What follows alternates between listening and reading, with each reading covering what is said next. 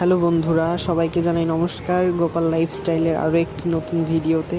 তো আপনারা সবাই কেমন আছেন অবশ্যই কমেন্ট করে জানাবেন।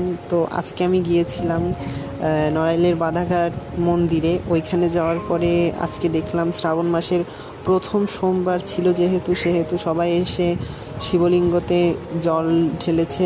মানে এখানে শিবলিঙ্গর পূজা করেছে। আজকে একটি বিশেষ পূজা হয়েছিল সকালের দিকে, সেইটা আমি জানতাম না। বিকালের দিকে এসেছি, বিকালের দিকে এসে এখানে দেখি যে একটি প্রার্থনা হচ্ছে, কারণ এখানে আমাদের দেশে যে দুর্ঘটনাটা এখন ঘটেছে, প্লেন দুর্ঘটনাটা, সেটার ব্যাপারে হয়তো সবাই শুনেছেন।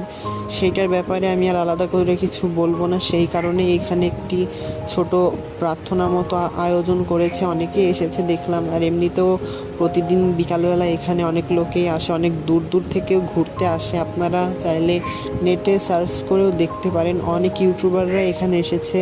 তো যাই হোক, ভিডিওটা এই পর্যন্তই। ভালো লাগলে লাইক, কমেন্ট, শেয়ার করবেন, চ্যানেলটাকে সাবস্ক্রাইব করে